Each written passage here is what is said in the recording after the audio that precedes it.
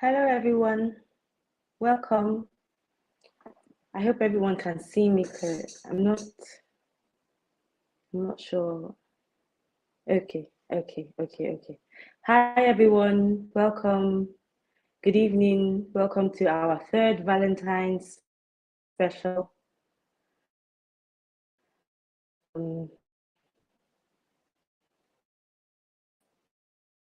While we are waiting for we will be welcoming everyone. Hope you all can see me. Good evening. We are very excited to bring this topic to you today, sex in a gift box. We're very excited for Valentine's Day tomorrow.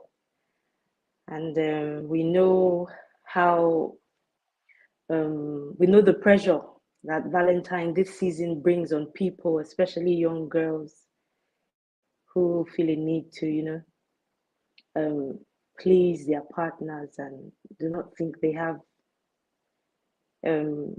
anything else but their bodies to present. So we're very excited and eager to talk about this topic and hear all our renowned speakers give their opinions and enlighten us on the responsibilities that we have as women and even men for today. Can everyone see me? Is everyone present now? All our speakers? I'm not sure. Our Nigerian internet.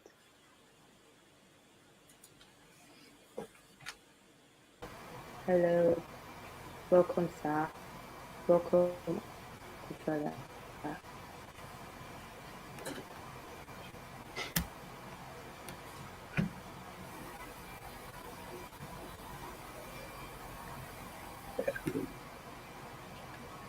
Can you hear me clearly, sir? Can you hear me clearly, Mars? Welcome, Ma. Welcome, Ma. Yes, can hear you clearly. Very well. Yeah, I can hear you clearly, Vanessa. I'm not sure. Can you hear me clearly?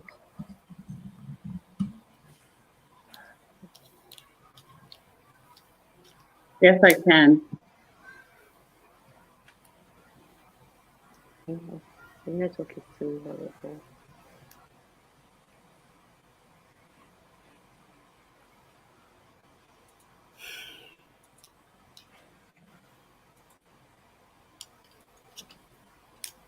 I just want to use this. Okay, I just want to be sure that everybody's hearing me clearly. Can you hear me, Mars and Sa? Yeah, I can hear you, Vanessa, clearly. I can hear you very well. Can you hear me? Yes, I can hear you now. Can you hear I me? couldn't hear you Okay. before. Okay. Okay, welcome everybody. First, I would like to introduce our guest speakers. In no particular order, I will be introducing, we're supposed to be four, but we're just waiting for the last Mr. Omena Daniels to join. But before then, I would introduce everyone here. First, I'll start with Mrs. Cecilia Agu, the founder of Bedroom Matters International. She's an international speaker, a published author, certified relationship and marriage counselor, and intimacy coach, also a clinical sexologist. Welcome, Ma. Thank you. Thank you so much. Yeah. Also, I would like to introduce Princess Olufemi Kayode, who is the Executive Director of Media Concern for Women and Children Initiative. She's also a criminal justice psychologist and a renowned human rights and child rights activist. Welcome to this platform, Ma. We're happy to have you.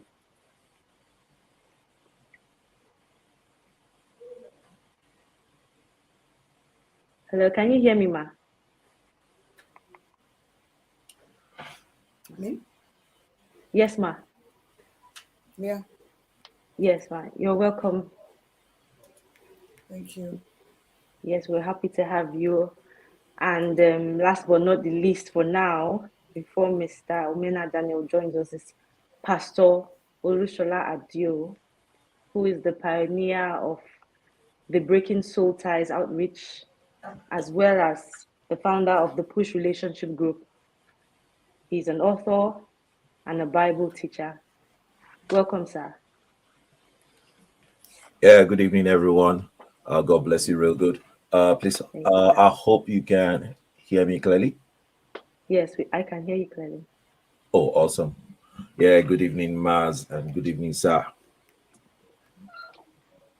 Welcome, Mr. Omena Daniels, an author and filmmaker, an accomplished publisher and editor, also a fashion enthusiast and the fashionista.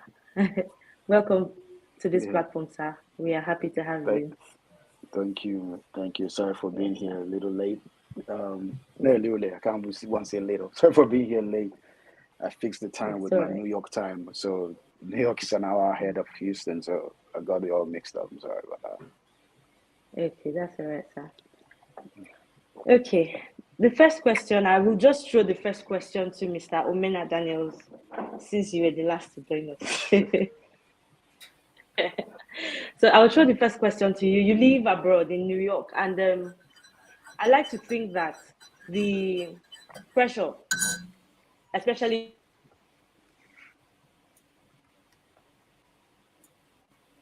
financially. Hello, can you hear me? I can hear you. I got cut off for a minute there, but I Hello? can hear you now. Can everybody hear me, please? Sorry, Yeah, I can hear you clearly. because I can't. I can hear you. I can hear you. Got cut off Okay, I'll just for go a ahead and second. throw this question. Sure. The pressure financially on women abroad, I'd like to believe that it's less on them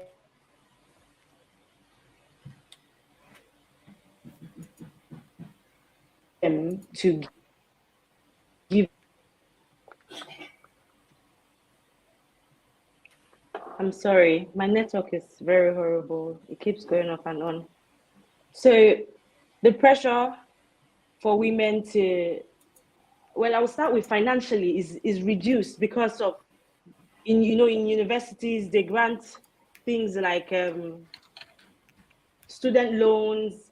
Students are also allowed to work and earn a living for themselves compared to Nigeria. So I would like to think that the pressure on them financially and therefore sexually to give their bodies to engage in transactional sex is less. That's just my thoughts. I don't know what you think about that, Mr. Omena Daniel.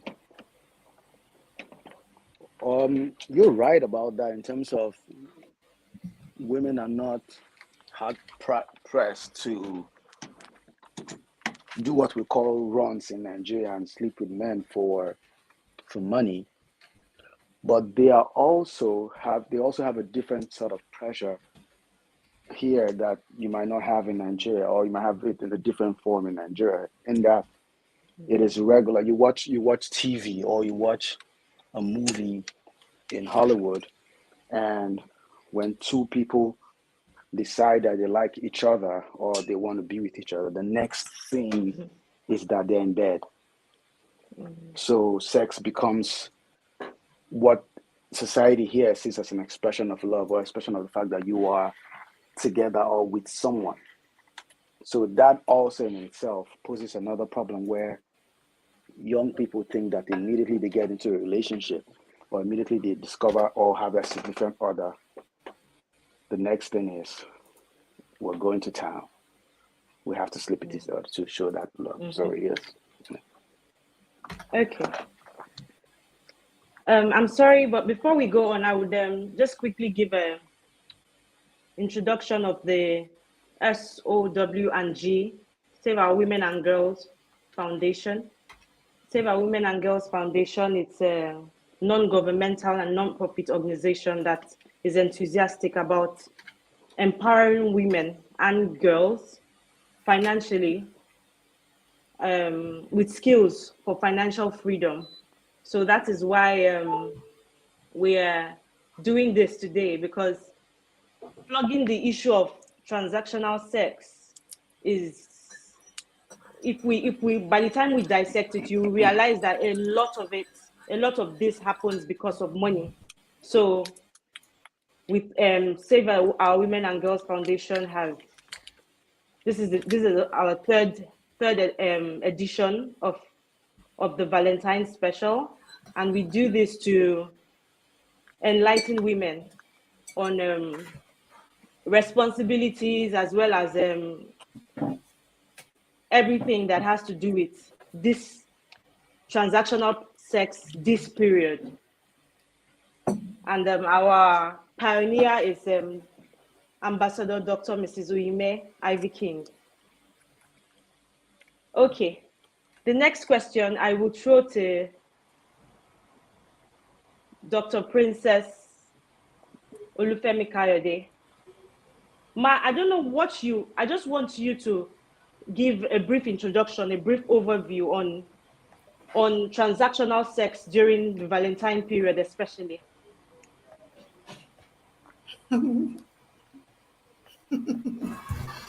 Sorry, I'm laughing. An overview.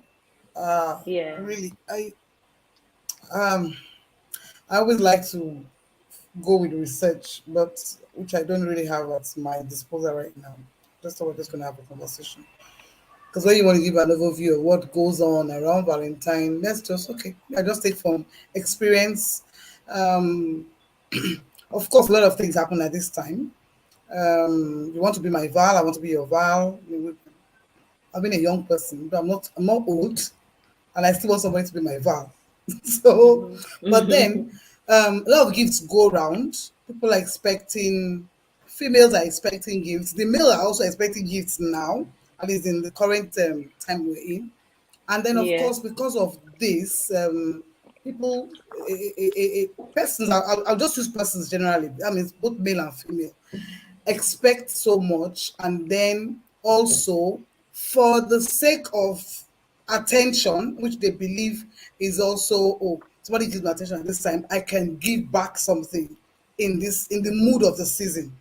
I think it's just a season that predisposes a lot of people to thinking love is in the air, so you can just give it to anybody just because he takes you out for dinner or he Yeah. gets you a nice gift. Sometimes it's not as if they don't have the gifts, because you're looking at different levels of people and different levels of financial stance. Some people have it, some people don't have Yeah. it. So a little expense for somebody else is huge, and they can give, but when we want to talk about, I really want to talk more about young people. I want to talk more about the adolescents for me. You Yeah. know, Yeah. we have we have Mrs. Agu here to talk about the bedroom. I'm not that to her, but let's talk about younger people. Now we're talking about students in school who are also in the mood of the Valentine. One of the things we have seen in the past is that after Valentine, we see there's a lot of abortion happening. There's a lot of Yeah. um, um, issues of rape coming out. We see a lot of issues of rape Wow. also. We see a lot of that comes out later. You see issues of STD, and then of course people saying, "I just want to take care of myself. I don't really want to fight, or fight for justice in court. I just want to make sure I am taken care of health wise. I don't get an infection." So you see a lot of that after this season that we're in. So we're just like we're in the bomb, it's like the bomb is about to explode, where everything just goes haywire. Gifts are passing around from transactional sex that you talk about. You're talking about older men who are targeting younger girls. You're talking about the same goes for the boys, older women going for the younger boys, and vice versa. It's even same sex issues. So you see a lot of that, So that's just what I will say from past things. Now, I'm not putting research and statistics to this because I didn't have that. I don't have that on hand. But these are some of the things we've seen in the past that about this time, you begin to see within adolescents and young teenagers, you see this happening where you're finding them. Some of them are having sex for the first time. Some of them are just they've never had sex. And this is the period where a lot of things happen to them. Yeah. Thanks. Wow. Thank you so much for that, Ma. Okay, I'll just throw my next question to Pastor Adio. Sir, before we even delve deep into everything that that goes on this season and all the Valentine itself, is it worth all the hype, all the clout on that's on social media? Everybody is going haywire over Valentine, Valentine. People who do not have money trying to borrow, is it worth the hype from biblical point of view? Well, I hope you can hear me clearly. Yeah, we can I hear first, yeah, I want to start by saying a very polite welcome to the other guest speakers. Good evening to you all, and I honor you and also welcome you. I always love to give honor to every speaker that I'm speaking alongside with, and I'm also here to learn from you as well. Now, is it worth the hype? Do you really want an answer to that? you. Do you Well, really want an answer to that? I'm sure we Let's do. let's put it this way. I also grew up, in an age where, oh, okay, it's Valentine, be my Val, and all the rest. So that was how I grew up as well. And I think over the years, I've been through several changes and transformations. So what I tend to do is when I'm discussing a subject, I also want to take into consideration what others also think about it, especially if it's not a direct uh, contravening of scriptures. It isn't a contravening of scriptures in the sense that, oh, it is unscriptural, even though we know that this was started by some priest who wanted to align heathen culture with church practices. So that was how it came about, because technically you're meant to express love on a daily basis, not on one day of the year. So if you're really going to love your wife, you should love your wife every day, not on February 14th alone. You understand? So, I mean, what's the point? Me telling you that I love you on February 14th and I'm a complete monster on the remaining days of the year. I don't see the point. So, this is something we're supposed to be to whoever our partners are Yeah. all through the year, not just on one day of the year. Now, the hype is such that even people who are not married, people who really don't have a reason to express any romantical affection towards anyone, everybody jumps into the hype. Even kids also jump into the hype. I remember some years back, my daughter was still 6 years old, and you see, this hype is everywhere. Everybody sees it. So Yeah. on Valentine's Day, she said she wanted to go out with me for Valentine. So I said, okay, that's fine. And her mother turns to her, so where am I going to be if you are going out with him on Valentine's? And she told her mom, we'll keep you with the neighbors. Oh, I'm sure you understand that joke. yeah. When you're going out, you keep your kids with the neighbors if you want to go out alone with your wife. So he said, okay, it's your turn now to be kept with the neighbors. Neighbors. So, but that was 10 years ago. And she was really happy. I mean, she was really happy. Everything that she dreamt of or fantasized of happened that day, opened the door for her, took her into the restaurant. We had a meal, and then we came back home. But guess what? She's not going to be asking for that tomorrow. You know why? Yeah. She's overgrown it. Mm-hmm. Now, she's overgrown it. You understand? Yeah. So there's a lot of hype going on around it.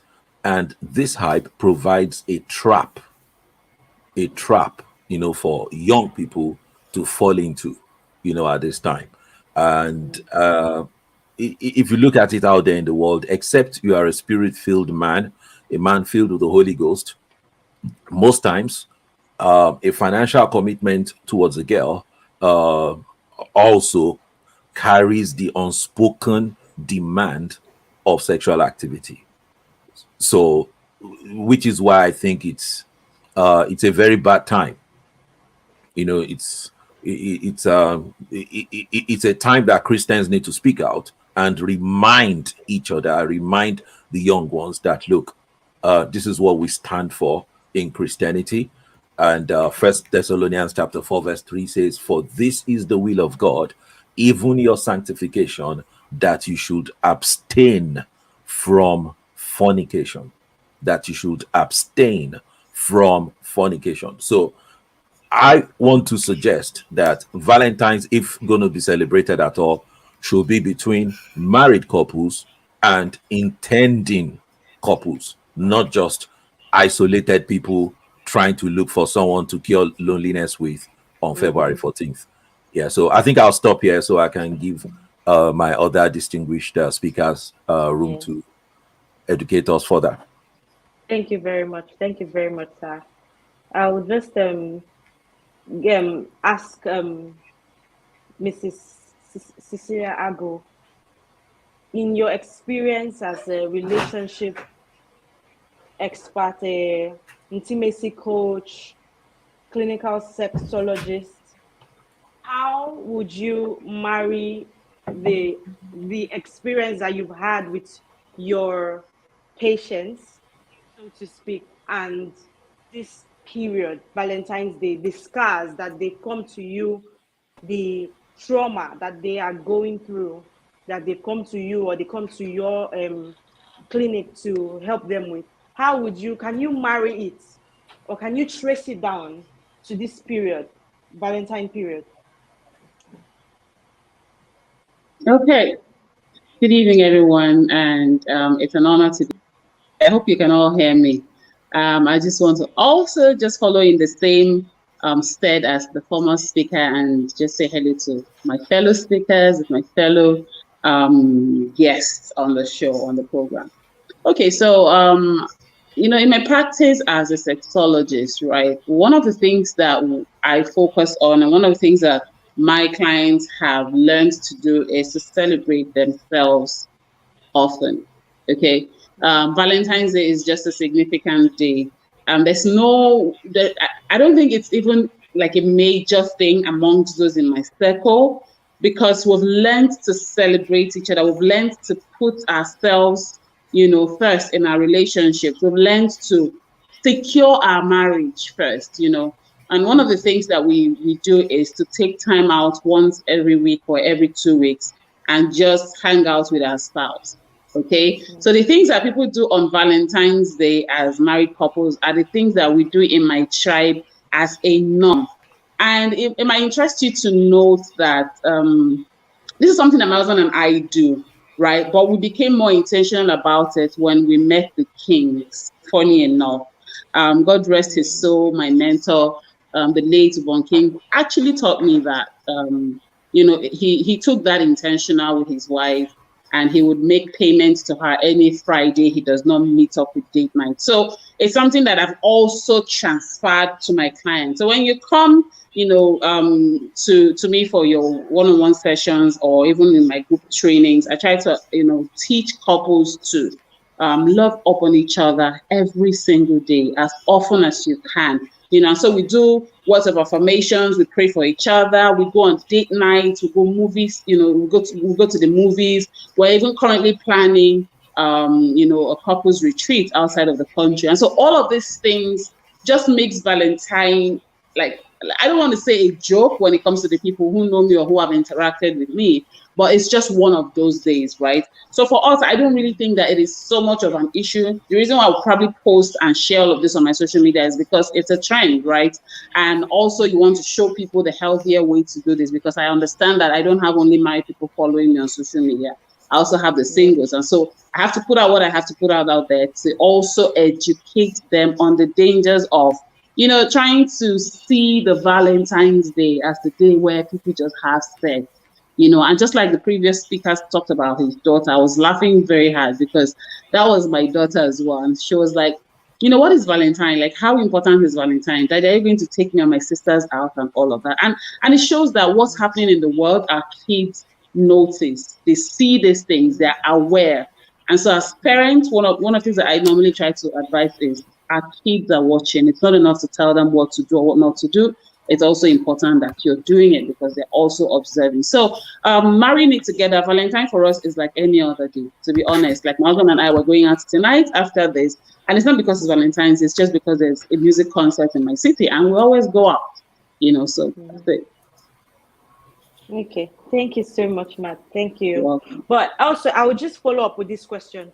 In your years, in your practice, have you met a couple of people who their trauma has been linked to Valentine's Day, like their trauma or whatever it is that they're going through or whatever it is that they're trying to solve? Have you met anyone, or can you tell us of Off not the like the top of my stories that head, you've heard? Yeah. Off the top of my head, no, not really. I think that what happens with married couples is that when they get married, life happens, they don't tell you everything they're going to encounter in marriage. And so when you're in marriage, I think the last thing on anybody's mind is, when we were this, we had Valentine and this happened. So personally, I haven't encountered anybody whose issue is dated back to Valentine's Day, to be honest, yes. Okay. All right, thank you so much. Because of the awareness that we're trying to create and to warn people about doing things that they will regret. I was just trying to. So, sir, I will just go to you, sir, Mr. Omena Daniels. You are a filmmaker, a creative generally. I don't know. How do you think? So Valentine's now. Do you think that there's a way that we can send, like, what ways do you think that creatively we can sensitize the youth, sorry,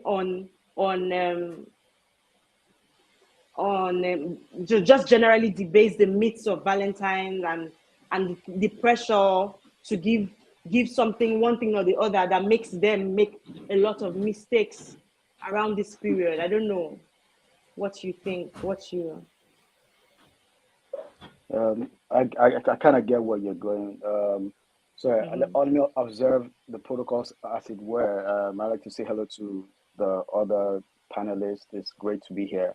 Mrs. Agua, I've sat under her at some conference way back when I was still in Nigeria, and the other people, Uncle Adio, I've heard of you in the past. It's a pleasure. It's a privilege to be here. I think the creative industry and social media is kind of part of the holding the pulse of everyday life for young people and people in general. I used to think that TikTok was for the younger generation until I had a consultant show me the demographic of people on TikTok, and I was surprised at the amount of people in there over 40 that are on it. And if you've seen recently, the build up to Valentine's this year has had the song, the whole Valentine is coming, where's your boyfriend song that's going around the place. Exactly. Exactly. It looks like it's fun. Everybody's laughing to it, but I've seen a lot of mature singles over 35 who that was like a real trigger to them, and they may laugh about it in public, but quietly they're like, oh, see my life, like, and the God went type thing. There's a lot of pressure. Some things are fun to some people, and social media makes it fun, but they are real triggers. I think a woman who is 35 and looking at a biological clock at this time is a real trigger. I remember back then when I wrote an article when I was in Hints. So I was editor of Hints magazine, and so that's a whole topic of another day. But I wrote an article, I called it the Valentine's Day Blues, and how to avoid it, how to avoid the pressure of not having a significant other by staying off social media trends as much as possible, how to avoid the pressure of not receiving gifts by focusing on being a gift to yourself and self-improvement. But the truth about it, you can say all the nice things you say to people to help them go through this day. But if you don't teach them to love themselves and revel in the possibility of loving who they are and loving their process, you will lose people in the dialogue. We're talking about how to not give yourself off because someone handed you a Valentine present or a bouquet of flowers. But you got to understand, if this person has a deep sense of of complex. When somebody finally gives her a big bouquet of flowers and a box of chocolate, she's searching in her head that what do I give back to him. I said it some days ago on social media, and to shed some light on you, that I've been doing Valentine wrong for the last couple of years because I didn't realize that there was a thing about ending up in bed on Valentine's Day. I totally so I missed the memo. So I've been having regular Valentine's Day where you exchange gifts, you spend some time, you take walks, and you hold hands. And I think I've been having a sloppy Valentine till now. But the truth about it is this: when people love themselves, when people value themselves, when you're not on social media for likes or looking for affirmations from people who don't even know your story, it helps you understand that Valentine's Day, as good as it is, a pastor was saying about Valentine's Day be every day. I agree with you, sir. But I also agree that we have our mothers every day, but we still celebrate Mother's Day. We have our fathers every day, we still celebrate Father's Day. There's practically nothing wrong with celebrating Lover's Day. But as long as it is not the end and be all, like Pastor said, you love your wife or your spouse every day. But we must also help with creativity and social media to teach people to love themselves, love who you are, and love your process. So anything everybody brings to the table, it's extra, or what we call it jara, it's extra because you yourself, you are totally okay with who you are, with how you look, with where your journey is. And so loving yourself becomes a platform for how you love other people. Because you cannot truly love others if you don't love who you are and love your journey and love what you represent or what you bring to the table. So that's important. I think the creative social media, we should aim at getting people to be whole, to love themselves. Yeah, that's just all we think about it. Okay, thank you so much, sir. Yeah. Okay, Doctor, sorry, Uncle Shola talked about people love Valentine's Day. He believes Valentine's Day should be for married couples and intending married couples. So I'm just going to direct this question to Dr. Princess Olufemi.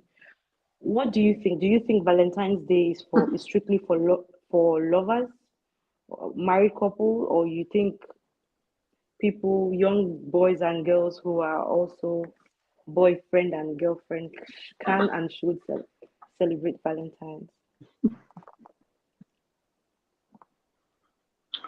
Oh, thank you. And just to join the other speakers, my apologies. Good evening to everyone. Sometimes on the virtual platform, you can forget country. So forgive me for that. So good evening and good evening to everyone who's listening to us as well. Um, in terms of what Valentine stands for, I believe it's something everybody can celebrate. I mean, today, I know that my grandkids, they prepare for school, and people are putting on something to do with red, color red, which is the color of love. And so it can still stand as a theme to teach people some of what every other speaker has been talking about. Love yourself, love your spouse, love your children. I mean, for the example of Pastor who took his daughter out. So these are very good examples because it's important. Children are watching, they're listening, and they listen by example most of all. So when we celebrate love for what love is, and now we're talking about agape love, which is the love of God. Love yourself, love your neighbor, and love every other person the way Christ loved us. So it's, to me, I think it's just the way we take it, or the way the world has been building on what Valentine is, so much that it seems to be the only thing you think of Valentine is I give you a gift and you give me back a gift, and then we whatever with ourselves. But it goes so much beyond that. Valentine is something we could use to educate the little ones, even the young ones, the adolescents, the singles. Like we said, when you marry one another, you have to love each other every day. It's a conscious effort. So it's an intentional effort because love goes beyond the emotions, and that's what Valentine stands for. It's just that giz that happens. I feel cool myself. I mean, see what my boyfriend gave me, or see what this person gave to me. But it goes beyond that. It's beyond the emotions. It's an intentional feeling. that you have to love somebody regardless of how you feel. So I think it's a time where the narrative can begin to change, where we begin to change the narrative from being so much a lover's day, but a love day. And then we can also use that to have a better society. Okay. Please, I'm Thank you. just going Let to me throw this stop there. question. No, I'm just going to throw this question to you again, Ma. Um, Okay. Premature sex, premarital sex, and let me just say premature sex, right? Because if I say premarital sex, I might be going too far. Premature sex amongst young people, secondary school, junior secondary school, even it is almost, especially during this period, can be traced to lack of self-worth. What do you think? Do you agree with me? One, and also what do you think? What do you think young people can do, or what can you tell these young people to do to beef up their self-esteem, to see themselves in a better light, and they don't have to give themselves away when they don't want to, out of pressure? Okay, I really won't say it's self-worth could just be one of it, but not really. Like I said, it's always good to have research backing a lot of things when we're saying things, scientific facts. But Yeah. self-worth could be said to be one of the reasons why young people have sex. Anyway, but there's a lot of other things. I'm talking about the hype. People move with the times. A lot is happening around this time. I mean, people are already in our days. We used to have scented. You perfume the paper you're going to use to send. My pastor was saying, we've been young once now. This is Valentine has been a long time. You see, you just send this thing. We'll draw the hearts. Put the lips, different thing, and put the arrow and send to one another. So these things happened when we were young, but it didn't go as crazy as today. But that's not to say adolescent sex has not been existing for a long time beyond Valentine. But Valentine, the hype around it. People are doing this one, there's peer pressure, of course. Then there's now, when we're talking about hype, everybody's doing it. I mean, it's there. We're gonna have fun. So it's moving with the flow and moving with the movement that is going, which is where parenting is very important. You know, like Pastor said, my daughter will not ask for that now. She's gone beyond it.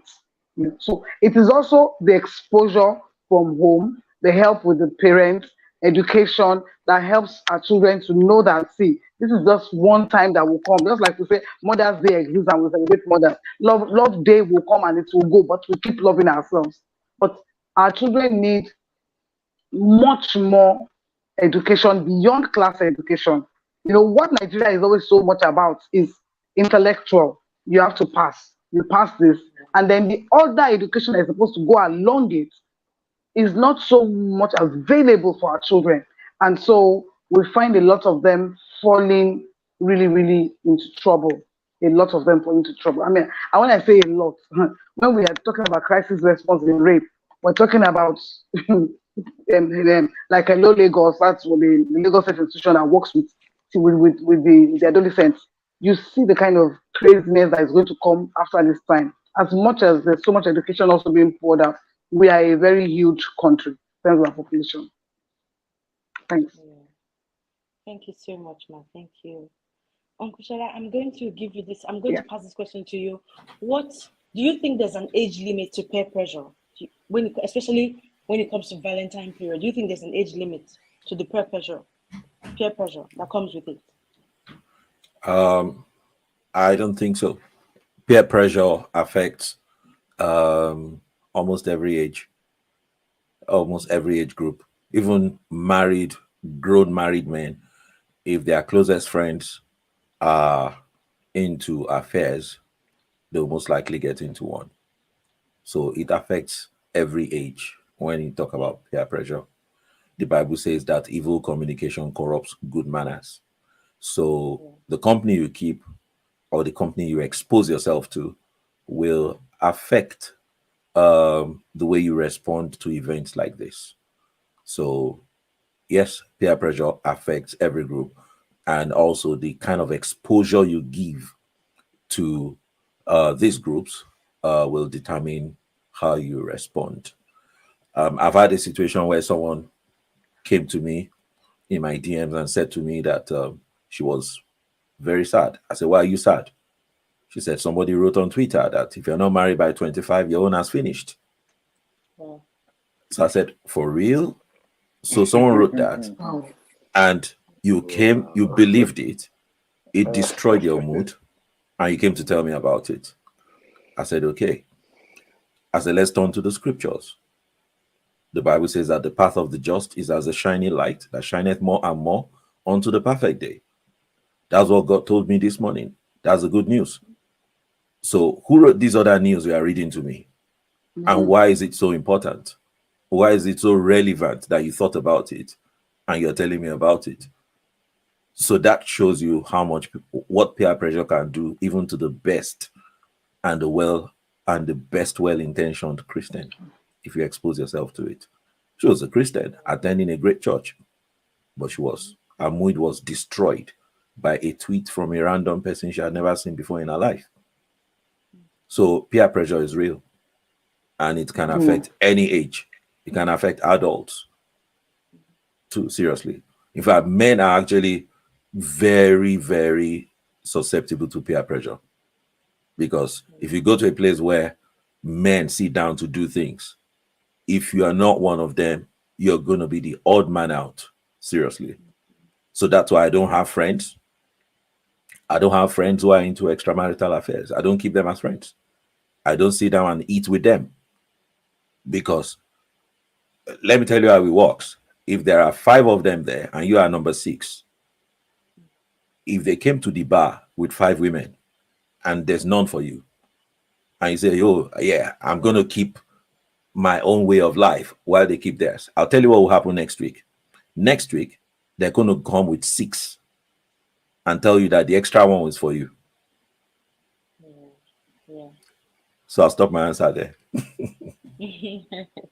Thank you so much, sir. Thank you. Speaking of peer pressure and speaking of peer pressure amongst men, Mr. Mena Daniels, what do you think? There's this contest, really, because I mean we all went to uni and secondary school.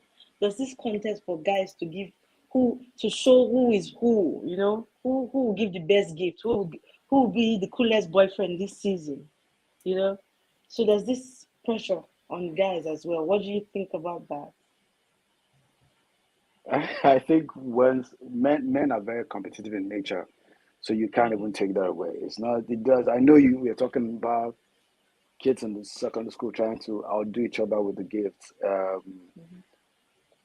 It's just the way we are as men. It takes a lot of maturity, like Pastor just said, for you to move yourself from that rat race. We're talking about boys in school. There are men who are pressured by the fact that the neighbor just bought the wife a Mercedes, and if your wife doesn't need to come and tell you that, okay, you need to try. You yourself, you think yourself like, I need to try. Put my mate with that. You understand? So it's the pressure to outdo each other, or to be the best, or to be the most outlandish gift is something we've always had as men, even from the days of us being cavemen. We wanted to have the bigger cave, wanted to have the bigger farm, wanted to do all that. And the truth about it is this, I tell this to ladies when they say, "Oh, I see a man that says, a woman cannot chop my money, I cannot spend money on a woman." He said that man doesn't have money, or he hasn't met a woman he likes. Because when you do either of those, you will want to show yourself, right? But we have to come to a point where we understand that it's not a race. The person I'm with, does she appreciate or he appreciate the gift I'm giving the person? And how does that person feel about me? So you know that you're doing for this person, not about the show. Like we said, social media doesn't help us every day. We're all keeping up with the Joneses. Yeah. Before I say keeping up with the Joneses is the person you're keeping up with your neighbor. But right now you're keeping up with the neighbor who is thousands of miles away. So we see all these outlandish gifts of big cars with big bouquet of roses all over it and inside it. We see the parana, how do you call it, where you have a trumpeter blow and comes to say, do all those displays. They are fantastic, but you have to understand that showing your emotion or showing how much you value somebody, it's not about how much your gift is worth. It's about how much thought goes into that gift. So someone might prefer you bring a memento from your first date, or you write a poem, and it's better than a whole big bouquet of flowers or diamonds. Your partner is important, and how you display love to your partner. So we should, like you said, it's important to let young people know that the gift you give to your significant other, for your loved one, or the person you are, that's your Valentine. It's not about how much it is, so that they don't go looking for ways to make money just to impress someone else. But it's about how much thought goes into it, how much emotions, how much feelings goes into preparing that special thing for that special person. It's not a competition, and we should teach that, especially in Nigeria. It's important. Yeah, exactly. Yes. So, but okay, let me just follow up with this question. The peer pressure, right, can lead to inferiority complex. And when guys see just like you said, men are very competitive in nature, and then they see when a particular guy is sitting down and see his girlfriend is constantly nagging him about, oh, this person bought this for his own girlfriend, this person bought this, oh, my friend got this for my girlfriend. Do you think that leads to inferiority complex in men in the long run? Okay. Inferiority complex is like it's like someone was showing me at the forum I was. It was a TED talk. And it's like whatever is on the inside. If you show me the kind of person I am, if you show me my neighbor doing more for their wife or their girlfriend, it doesn't make me inferior. It spurs me to do more. For me, that's how I am, because that's how I'm built. But some other people are not built like that. It does. It depends on who the guy is and what's his journey in life. If I'm annoyingly confident, it's sometimes it's annoying. So if you show me that, I either tell you to go over there, then go be with him, or it makes me want to do more. But some other people are not like that, depending on how you build yourself. And some people feel all beaten down by the fact that, oh, someone else is doing better, than someone shows better. And I think people that feel, if you have a complex about how someone else is doing, you should internalize. That's a you problem.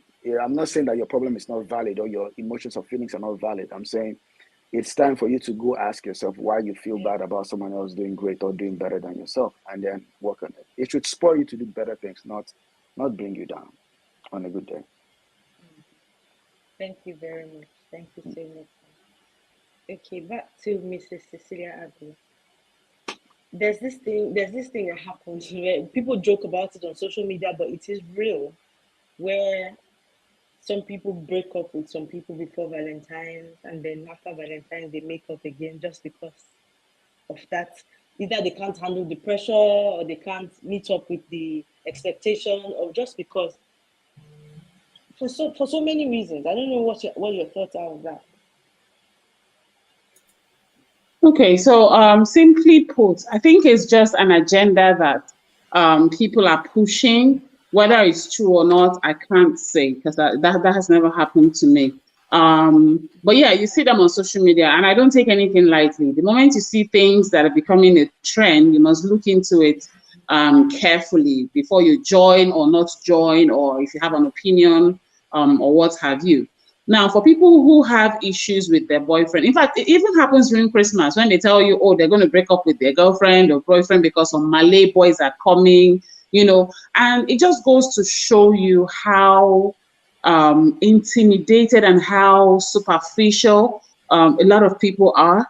If the love you share with someone is dependent on a particular day in a year, a particular event in a year, then first off, we're not talking about love. We're not talking about whether it's relationship, whether it is platonic love, whether it's whatever love, agape love, whatever it is.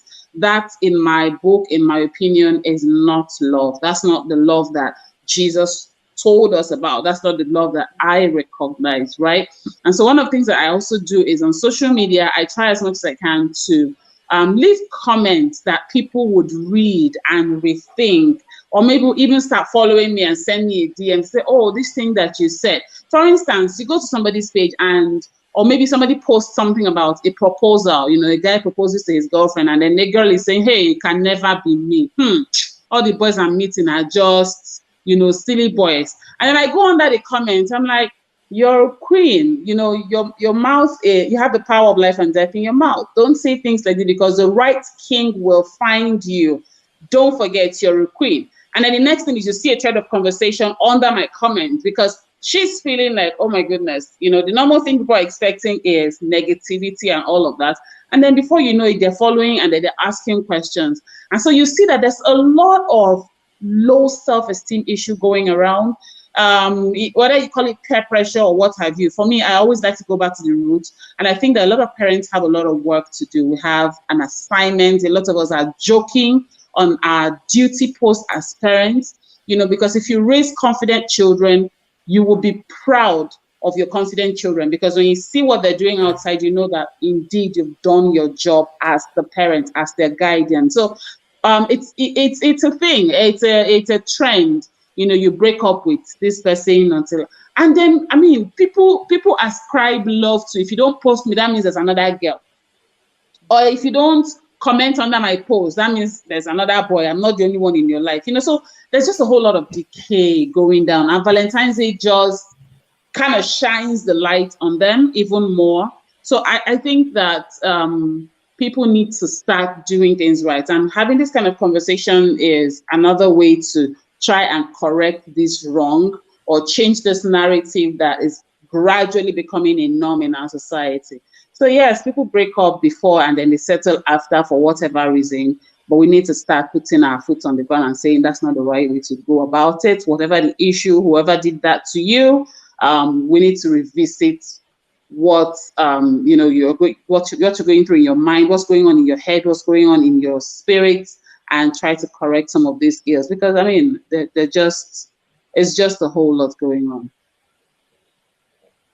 Thank you so much, Ma. Thank you. I think we should now, I think we should talk about those young girls who are still virgins, or the young people who, you know what, virgin or not actually, but the issue of virginity and how it has been downplayed in the society today, and how there's some girls right now, hopefully watching this live, that are saying, you know what, tonight or tomorrow night, I'm going to give this up. I just want to ask, Uncle Shola, do you think it is worth it, this period of where people hide behind the curtain of Valentine? Do you think it is worth such a lifetime decision, giving up your virginity for Valentine, or for your Valentine? Well, I don't think it's worth it. I don't think it's worth it, and we've got to look at it. As much as some people are virgins, some people are not.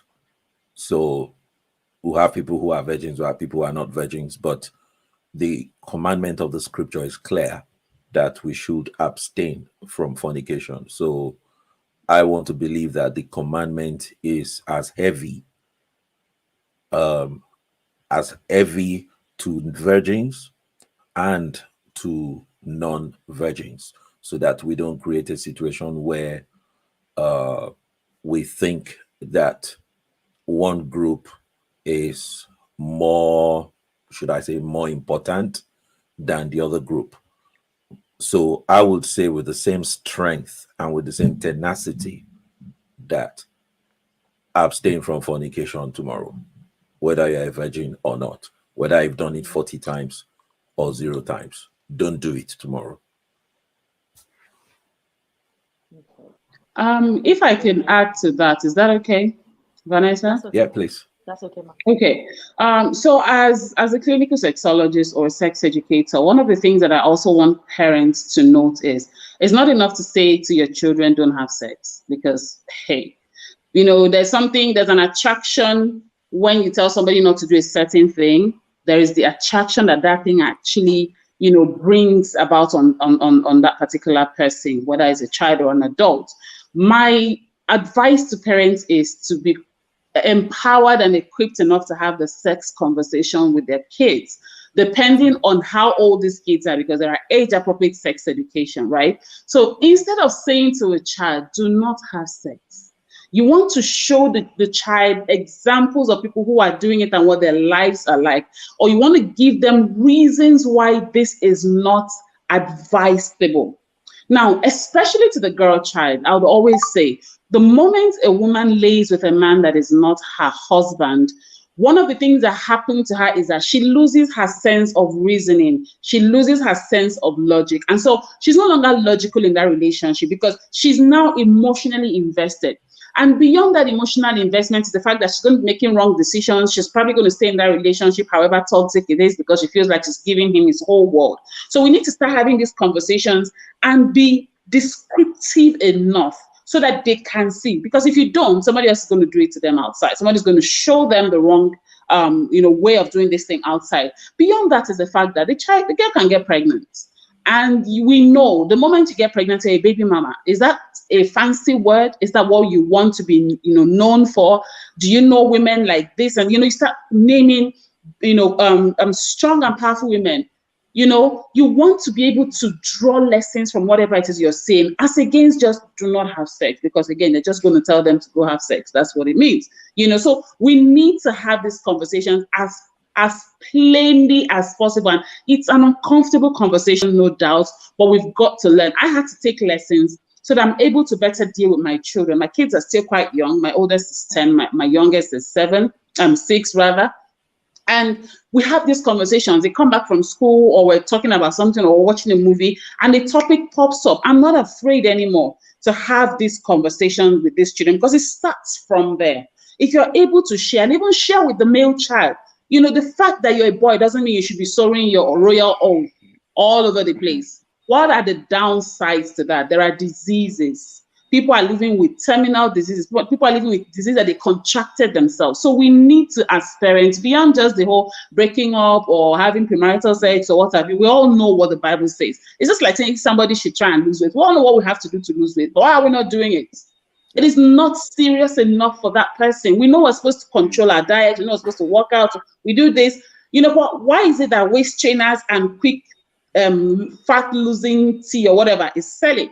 Because something serious hasn't happened to that person. So we need to start having this conversation beyond just the spiritual angle, which is very key. You do the spiritual angle, you also want to show them, give them case studies. I hope that also helps us as we go along in this conversation. Thank you. Yes. Yeah, that's fantastic. Can I jump in quickly? I'm sorry, can you guys hear me? I'm not sure. I can hear you. Okay. I hear you. I can hear you. Can you hear me?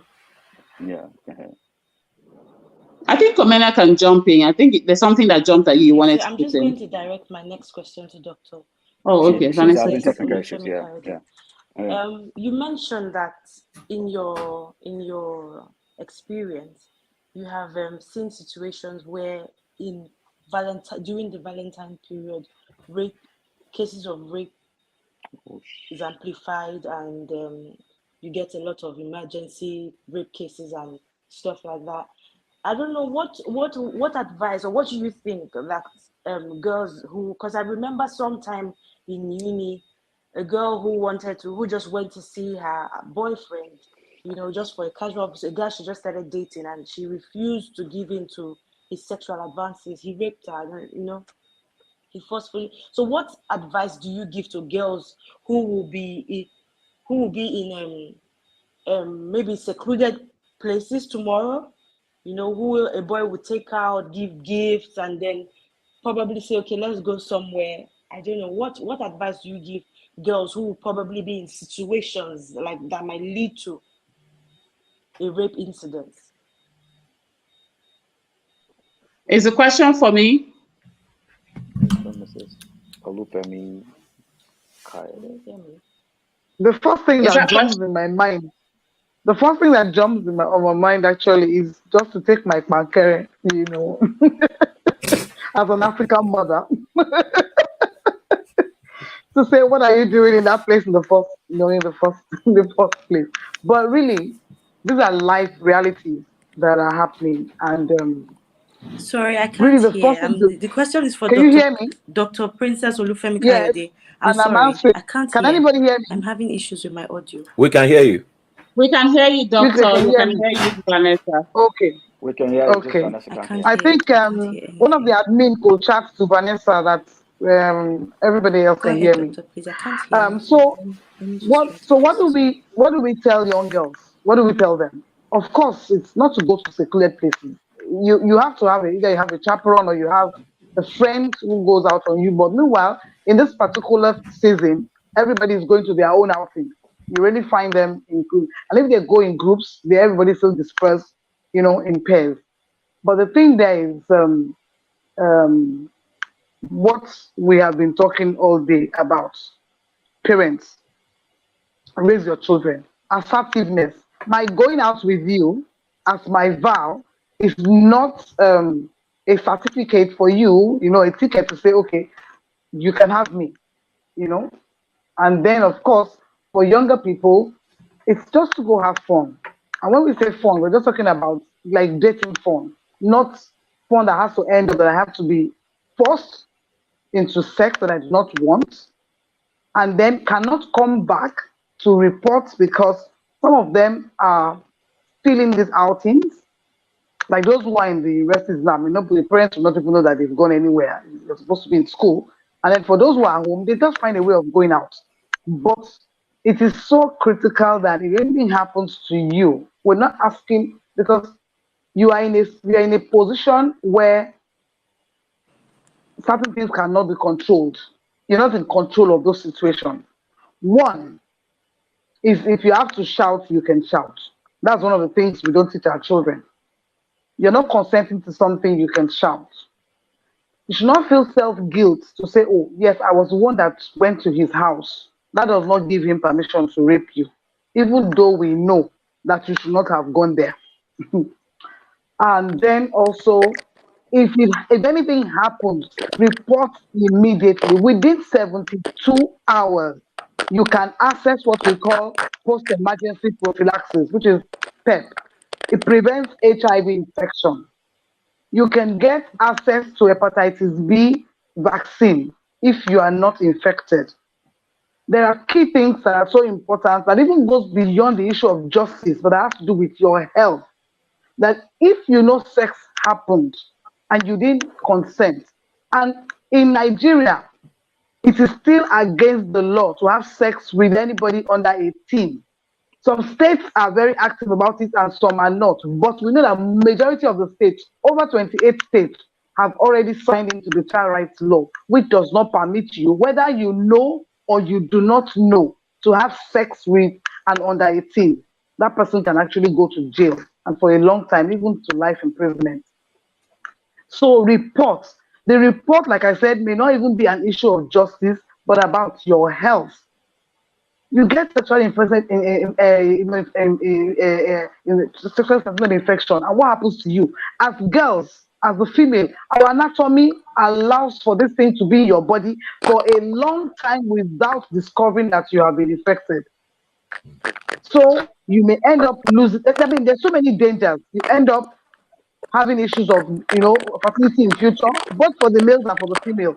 You end up losing your womb, you can die, abortion. So many things are happening behind the scenes when the girls discover because they can't open up. And which brings us to parenting. Parents should open up. That's one of the key things I've seen that has come out of this conversation today. Parenting is now intentional. If a sexologist can tell you that she has gone to go and learn how to do sex education with her children, so that tells you that it's something everybody else needs to know, that you need to understand that issue of sexuality and be able to be the first and the go-to person of your children when it comes to sex. So it's so powerful because when we talk about adolescents, everything goes back to parenting. Everything falls back on parenting. Thank you. Thank you so much, Ma. Thank you. Sorry again. Can I just quickly add something? Go ahead, please. Okay. Dr. Princess, phenomenal. That's really amazing. And when you were talking, I was just taking down a couple of notes, and a word jumped at me: fun. When you say that, they can have fun and all. This generation has a different meaning towards that word, Yes, fun. that word. They have Yes, correct. a different definition of what that word means. So fun is, I can be sleeping with my friend, no strings attached. It's called cruise. It's fun, So again, as parents, our job is plenty, forget, because you have to be up to date to the things that your Today. kids are doing.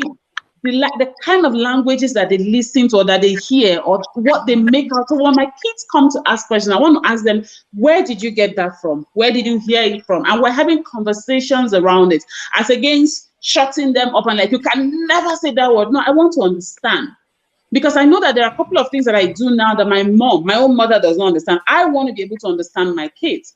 And it's the reason why we're able to catch my first daughter when she turned 7. She was almost going to be abused. And because we have a culture in my family where we talk about anything and everything, she was able to bring that to our knowledge, right? So it's important to note that the word fun or any other fun or catching cruise can mean different things to this generation. And then, of course, when you talked about girls getting raped, who is raping the girls? Boys. And so how are we raising our boys? How are we raising the male child? How do you raise a boy to understand that when a girl says no, her no is no? Oh, gee. Yeah.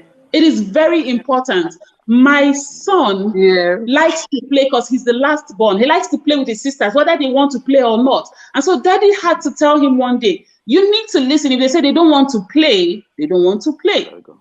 So you respect people's spaces. And when they say no, take their no for no. Don't try to say, oh, when the girl says no, she actually means yes. Don't take what they mean. Take them on their words. And then finally, I want to just quickly say that for those of you who have older children as girls, even boys, move in pairs because boys get killed these days. A lot of kids are missing in transit. Nobody knows where they are. They should always move in pairs. I remember as a young girl, when I go dating, a guy calls me, let's go hang out. I never went alone. It's that thing that they always say, hey, she'll come with somebody. That means, I never went alone because I did not trust anybody. And we're raised not to trust, especially the opposite sex who wants to just have conversation with you alone in a second. In fact, don't even go in a secluded place. But if you must, either go in pairs or keep somebody updated. I don't know if you saw the news about the girl who went to look for a job or something and she died. This one did not go to follow Manu.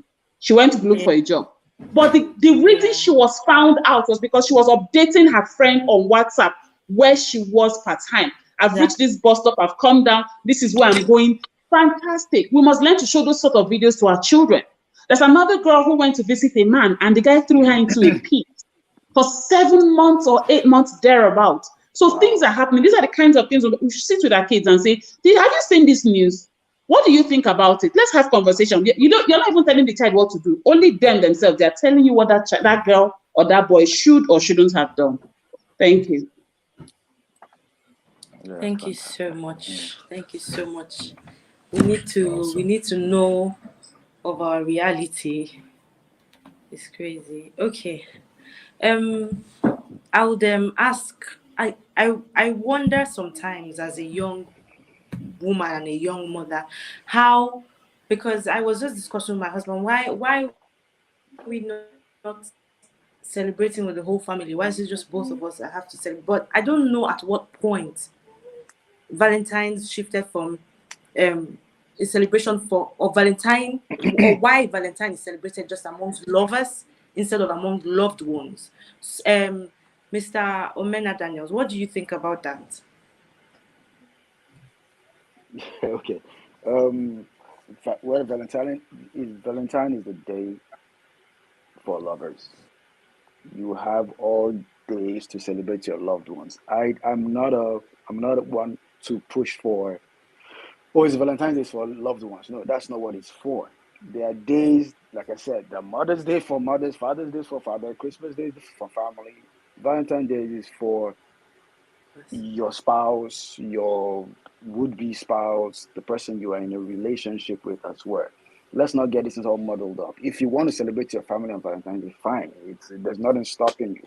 But we cannot begin to change a whole system or culture just to align with our own beliefs. Valentine's Day is for you to celebrate that loved one. If there's one special day in the year that says, okay, this wife of mine, if I have been cold or aloof or not done enough, this day I want to show her that every year you are valued in my life. There's nothing wrong with it. You should do it every day, but in case you miss it every day, Valentine's is a day for you to take that special person and make them feel good. Okay. I want to jump quickly on two things. I didn't want to interrupt other speakers, right? When Pastor talked about the word of God and sex, right? 1 minute. I know that Okay. I grew up in church. My dad was a bishop. God bless his soul. I grew up in church, but just out of college. So let me give my personal story. But the truth about it is that the church has not been very effective today in stemming the culture of premarital sex or sex for adolescents. Why? Because this generation does not flow with legalistic teaching. Like Mrs. Agu said, if you do not have a conversation and explain these things, these kids will go right back and do exactly what you said they shouldn't do. So you have one voice telling them sex is a sin and sex is bad, but they have millions of voices telling them that to express love, you must go in bed. Now, so we have to have these conversations, this very uncomfortable conversation for most parents with these adolescents and teens about what sex is. Like Mr. Algo again said, you have to show them the pitfall so that they make this decision based on logic. They will not move by fear mongering. Secondly, we have to show them what benefit comes from it. I said in a forum one time, I've hardly seen someone who said, "Oh, I should have slept with this guy sooner." I've always seen women who go like, "I shouldn't have given my body at that time." Exactly. So we have to teach people the value of waiting, and that if it's good enough, it's good to be waited for. Those values, those principles about waiting, about building healthy self-esteem, about understanding that what I have is a gift and I want to give it to some person that is deserving, for both male and female, will help us stem the tide of adolescent sex and get into it. And then the peer pressure is crazy, right? I'll leave that as you let me not jump in. On the issue of rape, again, Miss Agu, I wish I could hug you across this screen. We keep telling young girls, don't go into this, they talk somebody, don't let the man touch. Who is doing the raping? It's the guys. I grew up in Lagos, Nigeria. We grew up as teenagers feeling that when a girl says no, she doesn't really mean no. I was talking to someone here who also live in Nigeria. Here, I said, if the Me Too movement gets into Nigeria, if Nigerians become as far out as they are in America and the West about rape, about abuse, half the men in Nigeria will be in jail. Because most of us were brought up thinking that when a girl says no, put pressure now, she will agree. In fact, we knew back then when a woman says no and you walk away, that same girl tells her friend that you are not man enough. So we have girls who go back to tell, he couldn't sleep with me, I wasn't man enough. He couldn't do anything. I went to his house, he couldn't do anything.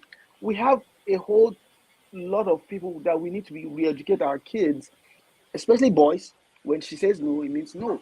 Even if you know she means yes, be proud enough to pull back. I remember I had a forum in Nigeria before I left years ago, and I told some men that if she's in your house, if she's naked, in your bed, and says no, she means no. And they're like, how can you say that? Why is she naked? Why is she here?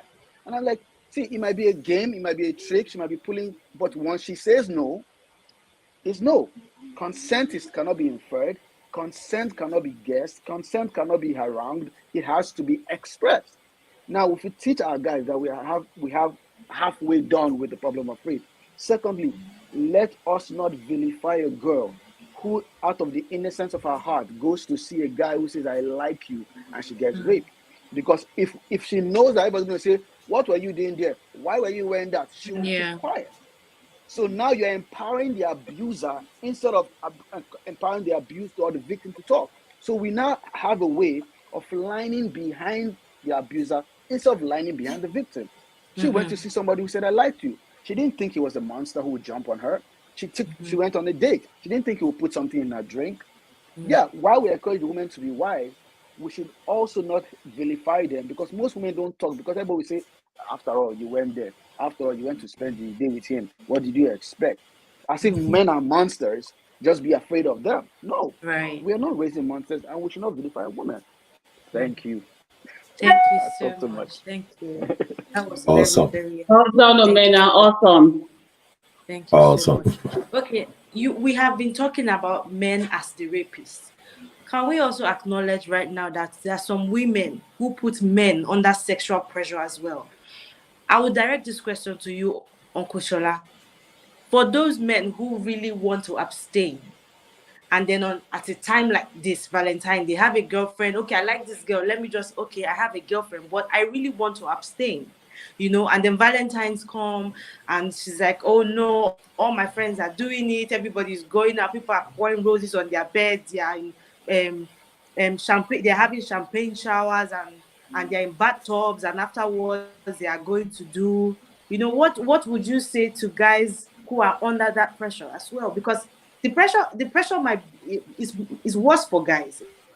When there is pressure, it is worse for the guy, because they're not used, it's not usually a man that is in that position, it's mostly a woman. So what do you have to say to a guy who is in that position? Oh well, can you hear me clearly? Yeah. So I Yeah. want to go.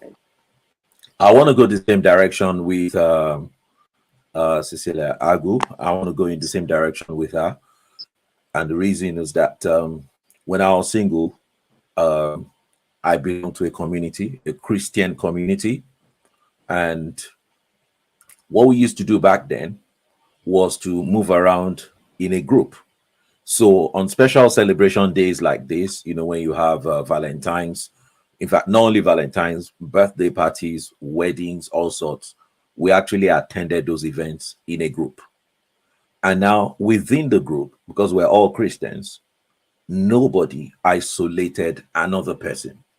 So we all went to the same parties, we all went to the same restaurants, we all went to the same outings, and we actually saw ourselves maybe like almost every 2 weeks or almost every 3 weeks at a different party or at a different function.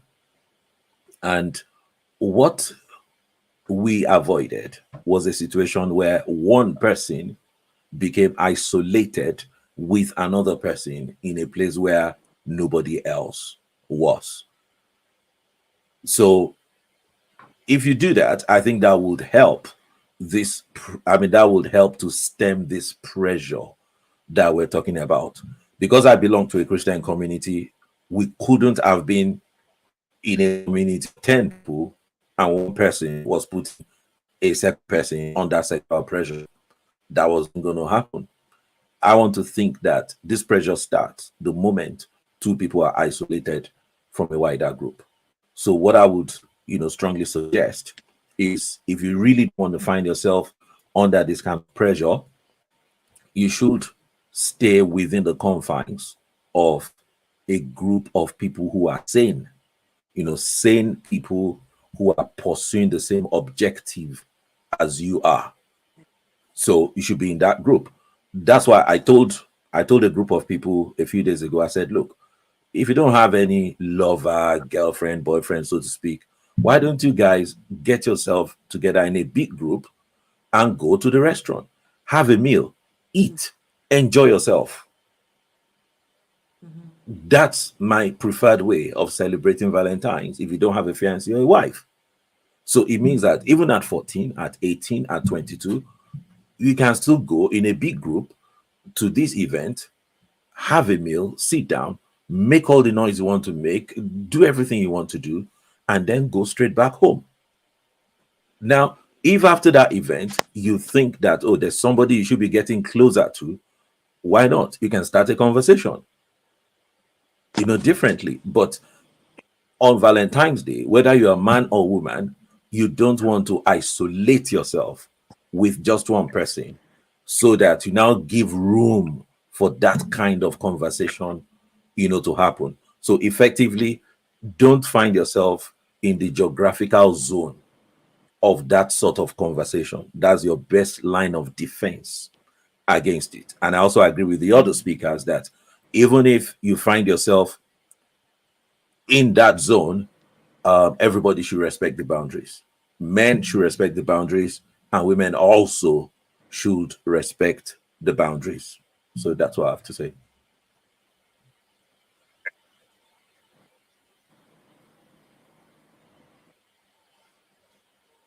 Yeah, Vanessa, are you still there? Vanessa? Seems like it's frozen. Okay. Yeah, She's okay. back. Yeah, I'm done with my response. Vanessa? Thank you very much, sir. Thank you so much. Okay, I'll just throw the next question to Princess Olufemi Kayode. We've all been talking about the things, the ills, the issues that come with the Valentine period. Is there anything, do you personally, is there anything to look forward to? What do you love about the celebration? What do you look forward to, if you look forward to it in the situation? What are the upsides of Valentine?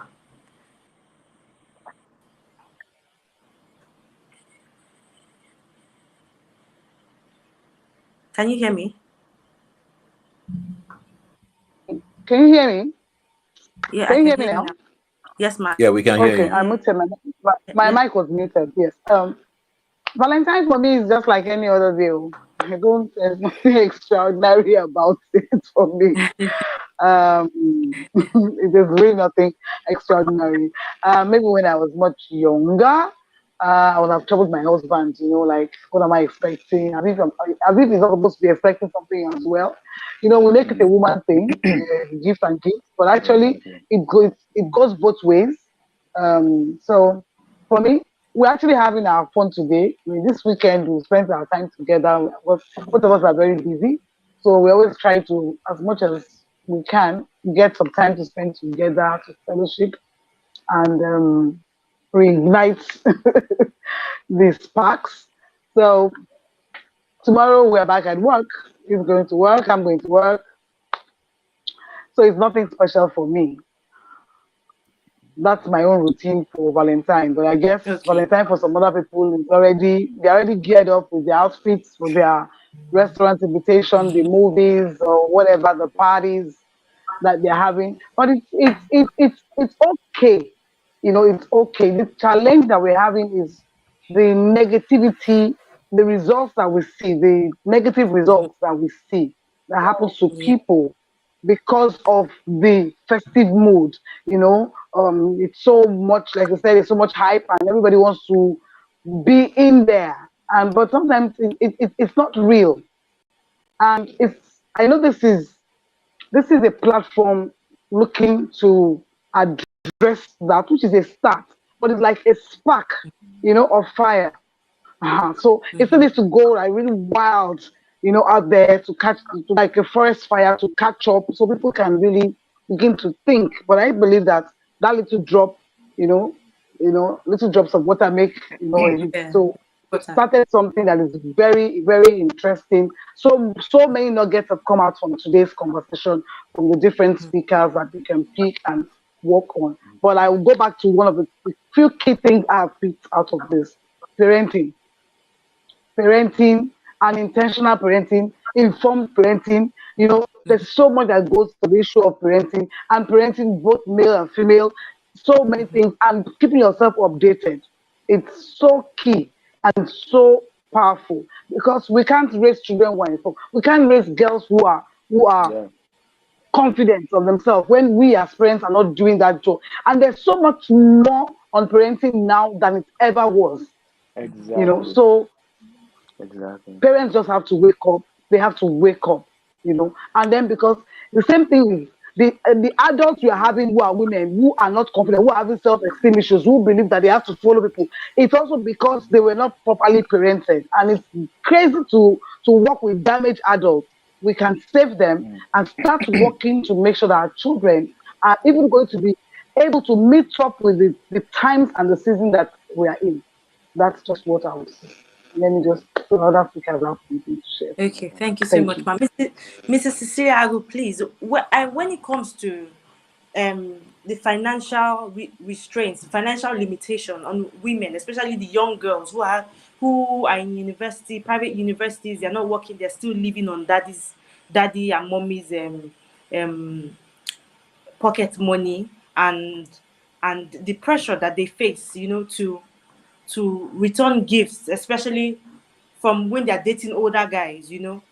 How can we address that because a lot of times it's that financial restraint that makes them want to feel like that their body is the best gift. I don't know what you think. How do you think we can address that there when it comes to parenting? I don't know. Do you think parents should give more? I don't know. Just tell us what you think. So I think that when it comes to that, it still boils down to parenting. To be honest, how you raise a child determines how they behave out there. It's like when you go out and you see young children and they're just maybe being so rough or just being, rude to other people. And then the parent is sitting there and just saying, they're children, you're telling that child that it is okay to be untrained. It is okay to be rude to people. It's the same thing. When I talk to my kids, I tell them about being contented. I know where I came from. Cecilia did not come from a silver spoon family. I was not born with any spoon in my mouth, safe. I not even get spoon when they born me.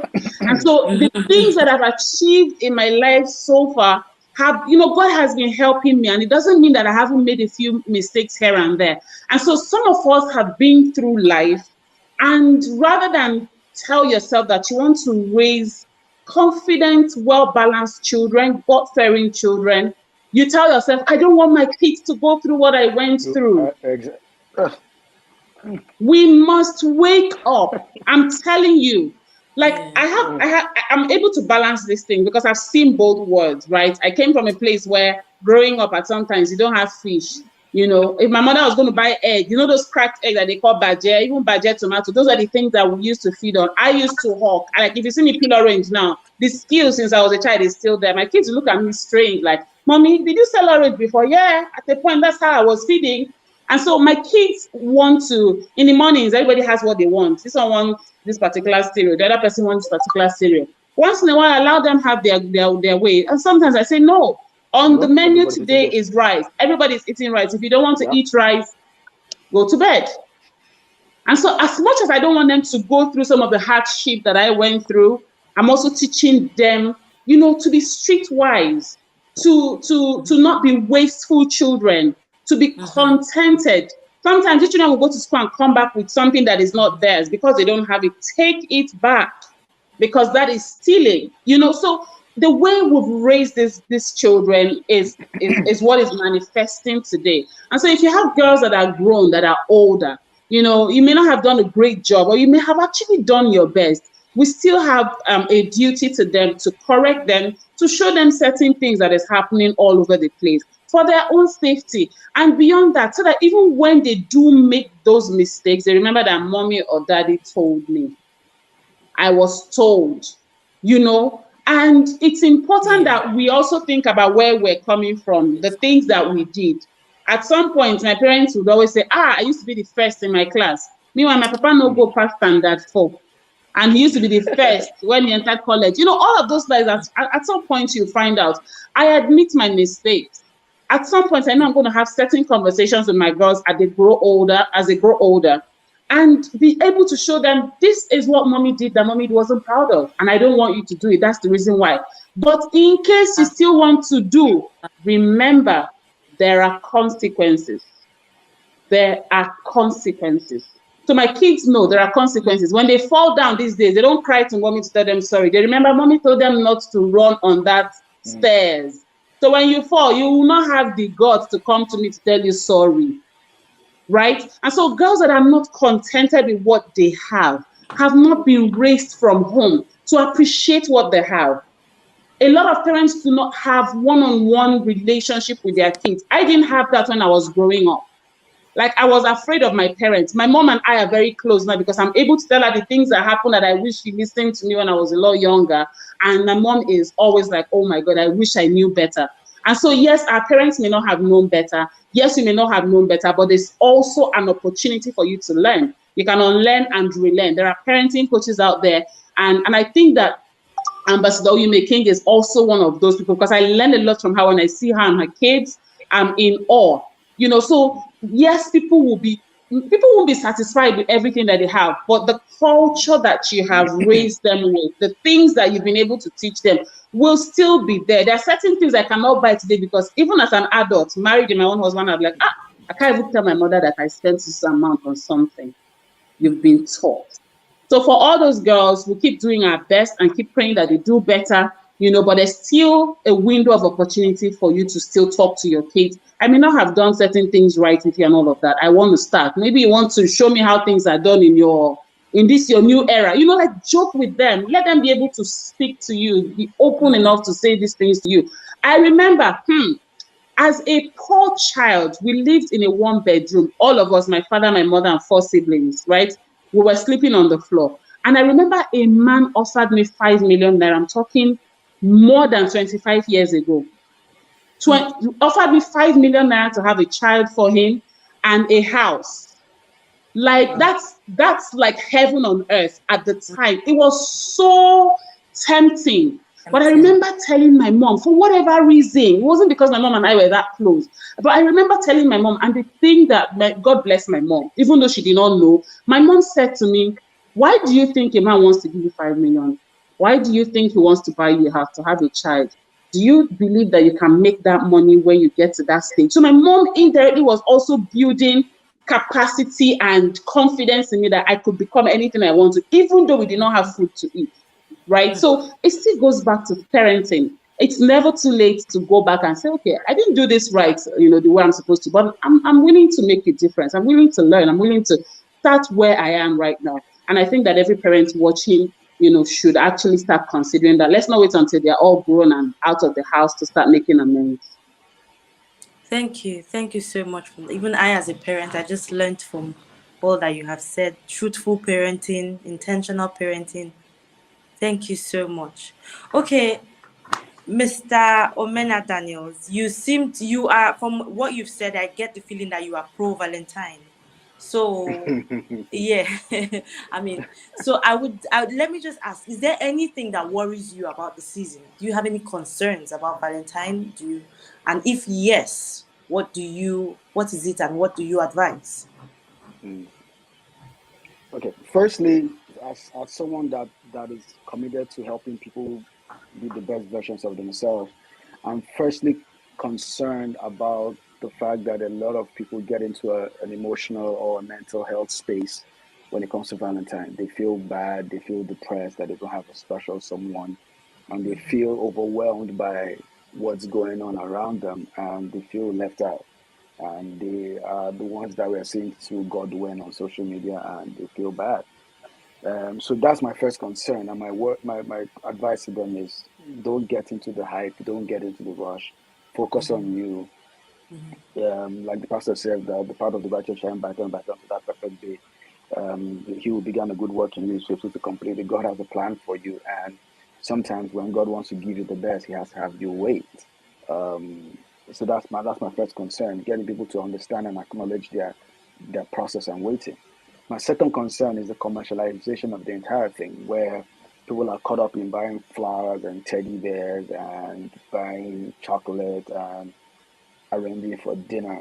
All that is good, but if you don't have the financial capacity to do that, where you don't, my cousin is, don't put yourself under that pressure and find your unique way of saying you're special, I love you, I'm happy that you're in my life, and I'm grateful to God that you're here. Find your unique way to express that. Thirdly, when it comes to sex, I'm concerned that a lot of people have imbibed that culture, and it's mostly Western, it's not an African thing, about where once I say I love you, the next scene we should be naked in bed. I'm a filmmaker, so I think in scenes. So you see it every day. Someone says, "Oh, you're the love of my life, and I love you." There's a program I watch a lot, New Amsterdam, and and for 4 seasons, these people have been going back and forth. If they like each other, finally in season 4, he comes to the realization that I want this woman in my life, and he goes to her door and opens it, and she stares at him, and they kiss and end up in bed. Now that notion of once I discover true love, it ends in the bedroom, is seeping close, slowly into everybody's culture, everybody's consciousness, and so that's the third problem I have with Valentine. So it's, if I express this much love to him, or he expresses much love to me, at some point the crystallization of all that emotion, of all that gift giving, and all that whatever is that we have sex. Is sex is not intimacy is not sex. Sex can be part of intimacy, but what the crave for these young people is intimacy, but they think sex is the way to express that. And I'm sure that Sagu is more equipped to deal with that. But having to help young people discover that you crave intimacy, not necessarily sex. And so those are the three bigger things that bother me about the whole Valentine hype and craze. Is the people who get into a mental health space that's not healthy for them because of the hype. people who have been falling into the trap of commercialization. Now they're looking for money to offer the biggest bouquet of flowers or the most outlandish romantic gestures. And then thirdly, people who have made it a sexual thing, that love and sex is synonymous, and they do it too soon, right? That's basically it. Thank you so much. Thank you very much. Uncle Shola, I think I should ask what you think. Do you think that even in marriage, during Valentine period, do you think that sex is an expression of love? Even in marriage? Oh well. Oh well. It should be an expression of love, whether there's Valentine or there's no Valentine. Valentine is once a year, so I don't want to think that you do it as married people just once a year. So at least I'm speaking for myself. It's not hooked to Valentine.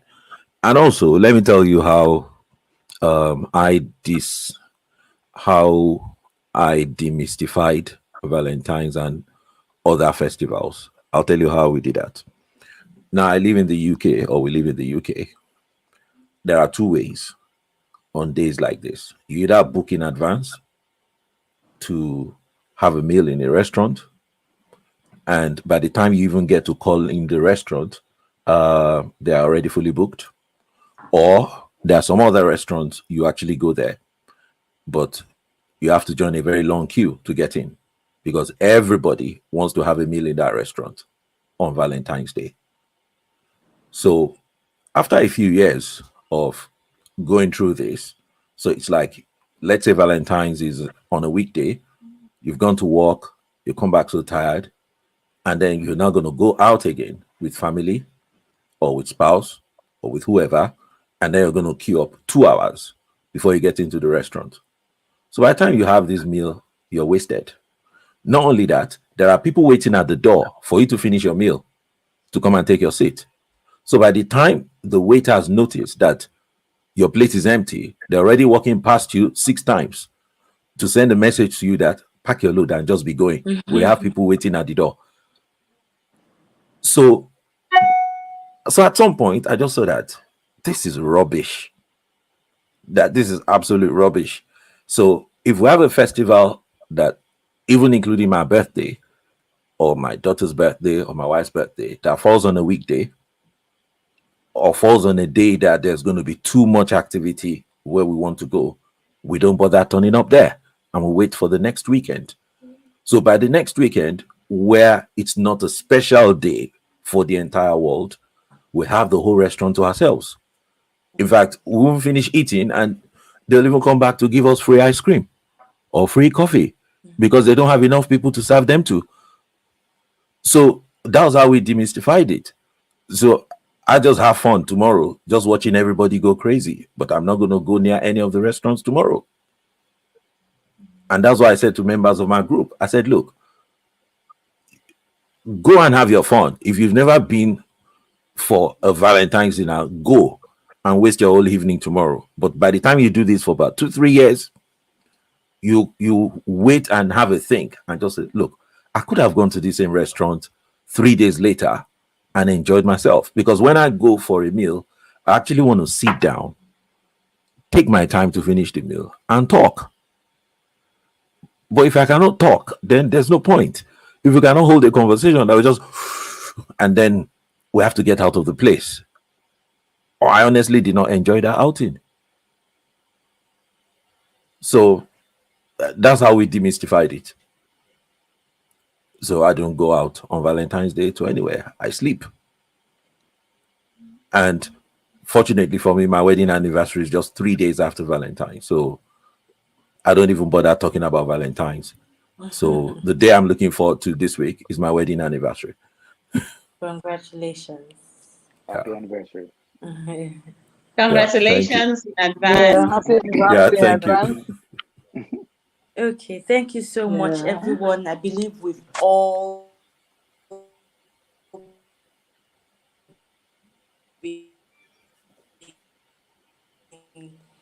I would just like everyone to give like a brief, just tell us in 1 or 2 sentences what we should do, what we should take from this. Let's start with you, Princess Kayode. Let's start with you, ma. Hello, ma. Can you hear us? Okay. It's actually Dr. Princess. Yes, I ma. have to correct you this time around. Sorry, ma. Dr. Princess is my Princess. I'm first sorry. name. Oh, I thought it was a title. I'm very No, it's all right. sorry. Princess is my My first bad. name. Olufemi Okay. Kayode, my surname. I'm Come sorry. out. I'm I sorry. know. It's okay. I know you don't know. That's why I had to correct you. Okay, for those who are listening to us, a lot has been said in this event this evening, a lot. But I'll keep going back to parenting. For us to have children who go out there and know how to maneuver, you know, in the seasons and times that they would encounter in their lives. And then we can also have peace of mind, will be that we'll have to do the extra work of making them well prepared. And you see, it's never too late. So we're not going to say, okay, we didn't do that when they were much younger. I mean, just like Mrs. Agu was saying, I apologize to my kids sometimes today. By the grace of God, I'll be 58 this year. When I come to get maybe a new knowledge or a new awareness of something about the past, I call my children individually. If I'm privileged, we have a family group, but sometimes I just call and say, I'm so sorry. I didn't know better. You understand? So it's never too late. It's never too late to be real, to not hide under the disguise of religion. I'm a Christian, but just like Mr. Mena said, so many things are not okay there when it comes to sexuality education. Preparing them for the world that they are in. They're in a different world from ours. We have to empower them, and we have to take that assignment. It's also a God-given assignment. He gave us the children for us to care for, and we will all give our own explanation of the assignment. So our children are the ones who are going out there tomorrow, whether they are adolescents or they're young adults or they're even married. They're the ones who are going to face tomorrow, Valentine. Thank you. What happens after Valentine? We can begin to change the narrative of how we address and we experience Valentine. Thank you. Thank you so much, Matt.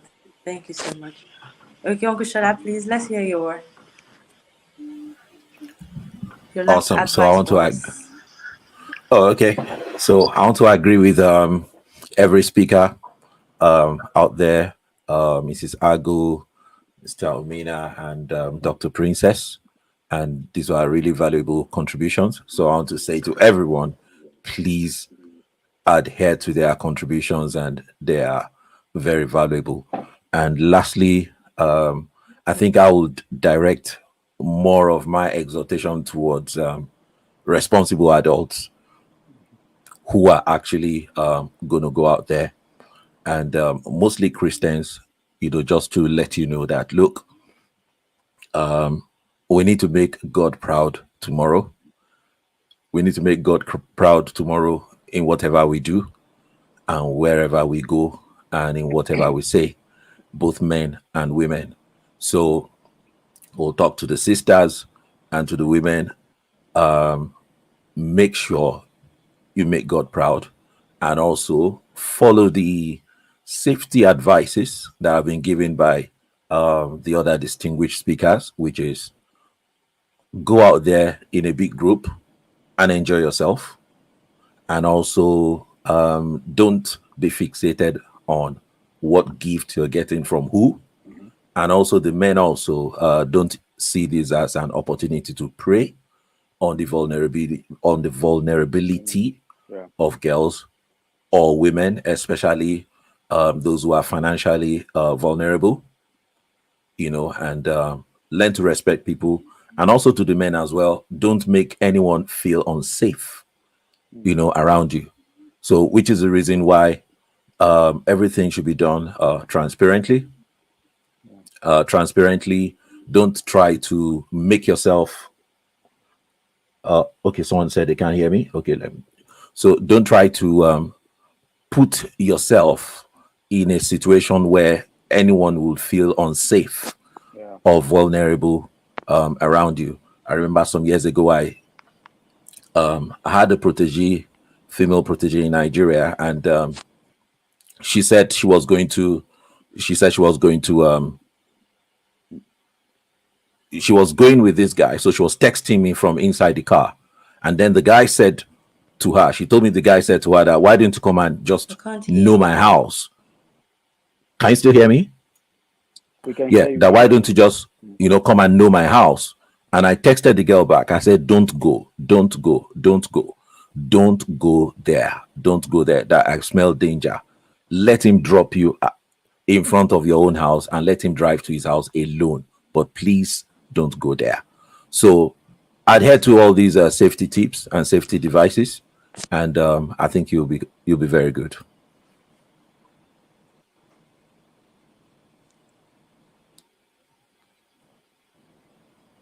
Yeah, I'm Okay, I done. can't really hear anymore.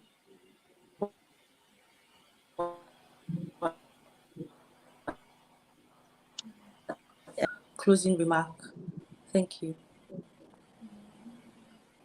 I didn't hear you. Is it my turn? Go ahead, Miss Cecilia. Let's talk.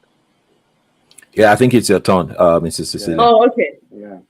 Okay, so final words. There's been a lot has been said, like everybody has said. Uncle Shala has done amazing. Omena, Dr. Princess, every panelist has been amazing. One of the things that I want to say is Postinoa and condoms sell most in February. And it's a research that was carried out by some people. So what that says to us is that there's a feedback I'm getting. Is this okay? Okay, that what that says to me is that there's a lot of immorality going on, in this season of love, quote and unquote, and we must do our best as adults, responsible adults, as parents, to keep sharing this word and keep educating our girls and our boys. And something that Shola just said that resonated with me. He said, couples, what was that? He said, tomorrow, let's make God proud. Let's all make God proud tomorrow. And I want to finally say that couples should learn to live and celebrate within their means, their financial means. Don't go out of your way to show off to your family or to your friends or to your wife or to your husband that you're the most romantic man or the most romantic woman. Don't go buying 5,000 bouquets of rose if you can't afford it. Don't go staying in five-star hotel for the weekend just because you want to show to the whole world and record it and put on social media so that we think that you have the best marriage. The funny thing is you can actually stay in your home, have a beautiful meal prepared, dress up nicely, smell good, have candles and roses and petals around, and have the most beautiful, Valentine's Day celebration with your spouse, as against trying to prove a point to anyone. So as much as Valentine's Day is just one day, let's make God proud also tomorrow. And thank you so much for the opportunity to be on this platform and to teach and to educate and to also learn, because I've learned a lot of things, just being on this program tonight. So thank you all so much. Thank you so much, Ma. Thank you so much. Okay, Mr. Omena Daniels, what do you have to say to us? Well, thank you for having me on the forum. I feel overwhelmed to have had the opportunity to learn myself from. I'm definitely going to follow Mrs. Cecilia. I'll go after this. I think I was following her at some point, and I should follow her again. I've learned a lot. Uncle Adil, you were very incisive, very deep, Dr. Princess. But I want to say finally, we have to come to a point where, yes, we talk a lot about parenting, about raising our children right to have self-confidence and to value their bodies and to be expressive in terms of telling us what's going on, right? And but right now we have a lot of adults on the call who need to learn to There's value in love. Love is beautiful. Love is meant to be expressed. You crave intimacy and not sex. Sex is also an expression, but you want to keep that as long as you can, and it was created for marriage. Um, I want to also say that if you have a significant other and you guys are planning to wait, if you're legalistic about it, it might not help. What I've learned and what I've seen to work for a lot of couples we've talked to is when you make sex, you make that sacrifice not to have sex before marriage. Both of you come together and make it a covenant before God and say, God, we are sacrificing this, we are giving our bodies, keeping our bodies till marriage, and then tied to something you want in that union. It has helped a lot of people stay off. I want to also say finally that no matter how you express love tomorrow, do it in a way that is conscious on the fact that there's life beyond February 14th, there's love beyond February 14th, and there's relationship and the life you want to build. And this is the one day you cannot make decisions that will affect the rest of your life by one day of hype and ceremony. And that's it. I'm grateful to be here. Thank you for the forum and the opportunity.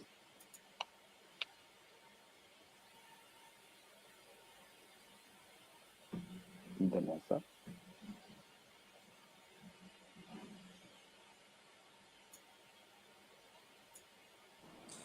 I'm sorry.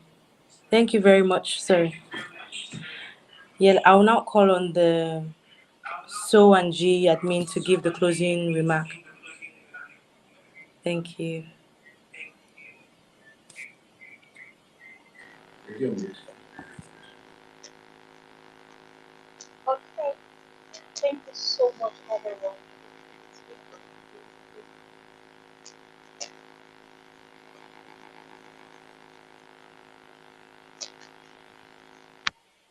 Oh,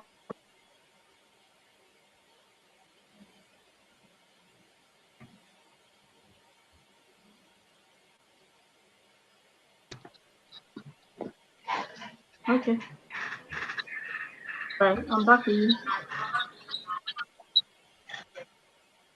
Okay, thank you, everyone. It's been an amazing, amazing, amazing learning session. And we thank you for your wealth of knowledge you have shared with us. Thank you so much, Vanessa. Thank you, Uncle Shola. Thank you, Dr. Kayode. Thank you, Daniel. Thank you so much, Cecilia. The popular Bedroom Matters. We get to meet you today and do something with you. Thank you so much. It's been an honor, like, to have you guys come on board and do this with us. We're so sorry. We have to apologize. Ambassador couldn't be with us today. Our convener and the founder of SOW&G Foundation, she couldn't be with us today for reasons that were beyond her control. So we apologize for that. She would have really loved to be here. Although we've taken this down, recorded this, and she will watch. And I'm sure she'll be very, very happy to see this. So thank you very much again. Also, we don't want this to be the end of our interactions with you. We want you to know us and be friends with us. SOW&G is a foundation that caters to the socio-economic well-being of women and girls. We get to do a lot of trainings from states to states, and we've done so many of those trainings where we empower women with skills. We've had to, like, even giving monies, even though we we are not a rich foundation. So, but then we do our best. We do our best to train women and to do all we have to do to empower women. So this session has been very wonderful. And there are some notes, important notes I would like to go over again. You talked about intentional parenting. We got that. And that is something I think we all are going to run with. Intentional parenting. I think it all boils down to, parenting. Like Ambassador would say, Ambassador Yumi Ivy King, she always says this thing. She says, if you get it right in the family unit, then the society will be a better place, because everyone is coming from a family. Everyone, even, I believe, even people who grow up in orphanages, they're also coming from a family. Even in orphanages, you have children. You can call them motherless babies, but somehow there's a family that is being formed in those orphanages. They have people who look out for them. So somehow they can identify with those people. So somehow they still have that family influence. So thank you very much again for this, and we're so happy. Going back to the point we took down, don't let people's opinion drive you. Thank you so much for that, Uncle Shola. Also, happy anniversary to you, Uncle Shola. Thank you. Yeah, And thank you very much. All right. So another one is Valentine is just another day. It shouldn't be an excuse or a special day to make mistakes and to mess your life up. Thank you so much for that. Thank you, because we thank you. The whole essence of this, why we put this together, you really, really brought the whole, you made the point for us. Yes. So thank you again.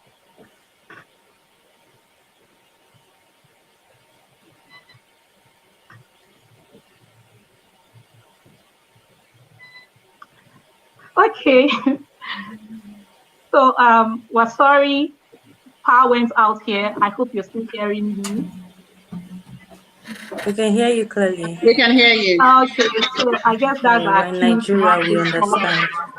We are in Sorry, Nigeria, I can't and relate. I can't relate to power. yes, so sorry about that. So sorry about that. That's our cue to quickly wrap this up and let everybody go have a wonderful Valentine as it starts now. Okay. We believe. Thank you So very thank you. much. Thank you very much. Thank you once again. Yeah, Thank you. Yeah, thank you Have a very All much. right, until next time. Goodbye, everyone. Until next time, we Good hope night, to, like we everybody. said, we hope to do more things with you.